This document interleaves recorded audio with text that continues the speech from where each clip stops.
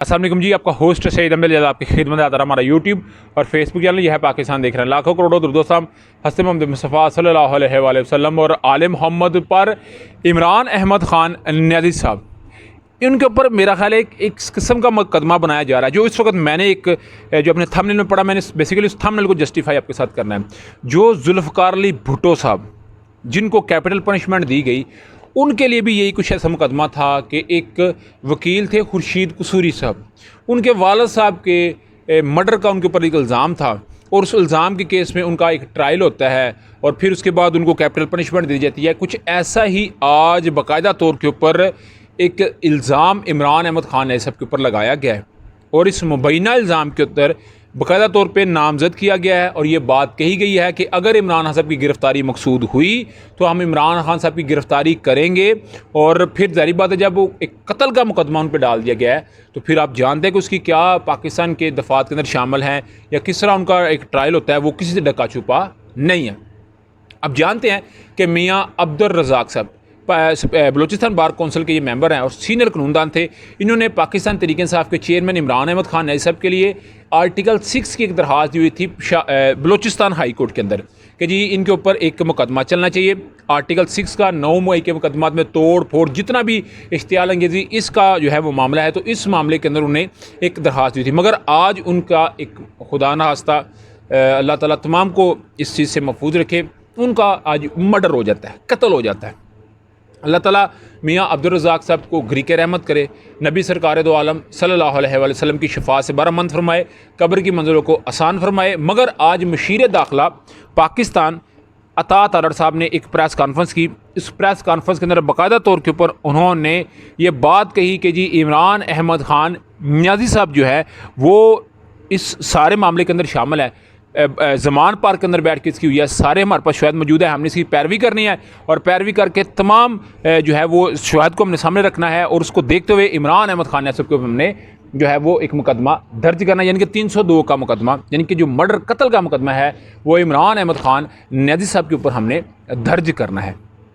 तो ये इस वक्त जो है वो सूरत। और जो मैंने बताया ना कि वो एक मामला जो जुल्फ़िकार अली भुट्टो साहब के लिए भी था, कुछ ऐसा ही मामला था कि एक जो है वो मर्डर का इल्ज़ाम लगता है, फिर एक मामला आगे से आगे निकलता हुआ उनकी बात उस हद तक ले जाता है जिसको आज तक भी तारीख़ नहीं भूल सकी। तो मैं तो अक्सर ये बात कहता हूँ कि जो तारीख़ के काले उराक हैं उनको पढ़ना चाहिए, उनको समझना चाहिए कि वो कहते क्या, वो चीख चीख के बड़ा कुछ कहते हैं मगर हम अनफॉर्चुनेटली उसको समझ नहीं पाते। उधर जी डॉक्टर यास्मीन राशिद साहब, आप जानते हैं कि उनको रिहा किया गया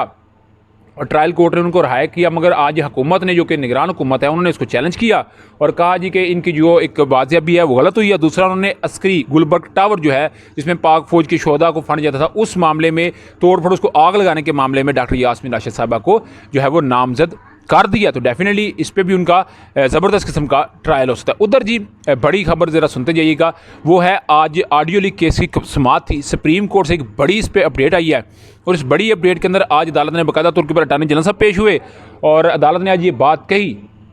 कि जनाब सुप्रीम कोर्ट के honourable chief justice Umar Ata Bandial साहब इसमें थे और जस्टिस मुनीब अख्तर साहब थे, जस्टिस एजाजुल हसन साहब थे। तो आप जानते हैं ना कि इतराज़ था, इस इतराज़ को भी एक फ़ैसला इस पर महफूज किया गया और जो जुडिशल कमीशन हुकूमत बनाया था उसके ऊपर भी हुक्म इम्तनाई का फ़ैसला, ये फ़ैसला महफूज किया गया। आज बाकायदा तौर के ऊपर चीफ जस्टिस साहब ने ये बात कही कि पहले आप हमारे ऊपर इतराज़ करते हैं, पहले आप हमारे ऊपर तनकीद करते हैं, फिर आप असलाह की बात करते हैं, ऐसा नहीं हो सकता।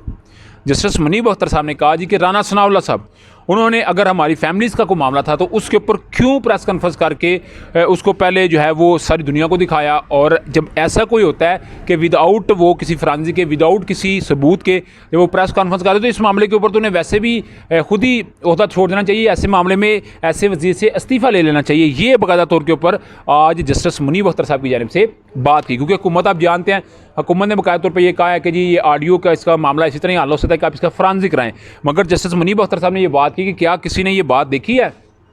कि हमने कौन इसको जो है वो एक ही अकाउंट से चल रहा है, कौन इसको चला रहा है या किस तरह का मामला है। आज तो जो शहीन थे पाकिस्तान तहरीक इंसाफ के वकील जो इस्लामाबाद हाई कोर्ट के सदर भी रह चुके हैं, उन्होंने बाकायदा तौर पर कहा कि जो TROs हुकूमत ने सेट की हैं, जो एक दरख्वास्त बनाई गई है, इसके अंदर ये क्यों नहीं डिस्कस हुआ कि कौन वो लोग हैं जो ऑडियो को पहले कैप्चर करते हैं, फिर उसको वक्त आने पे लीक करते हैं, आप किसी को पॉलिटिकली विक्टिमाइज करने के लिए काम करते हैं। मगर अगर अवल बात की जाए तो आज जस्टिस मुनीब अख्तर साहब काम नहीं थे कर रहे, उन्हें जस्टिस चीज़ उमरताब बन जाती, यानी कि हर एक ने अपना हिस्सा बड़ा जुस्सा उसमें डाला और इस मामले के ऊपर जो है वो एक अभी समाअत मुलतवी की गई है। मगर इस सारे मामले को अगर देखा जाए तो इस वक्त अदालतें जो हैं वो उन्होंने ये भी एक पैगाम दिया है कि हम बताना चाहते हैं कि खबरदार, हमारे किसी मामले के अंदर अगर जो है वो हुकूमत ने मुदाखलत करने की कोशिश की गई तो फिर हम अपना एख्तियार इस्तेमाल कर सकते हैं। मगर लम्हा बलम्हा इसके ऊपर अपडेट करेंगे।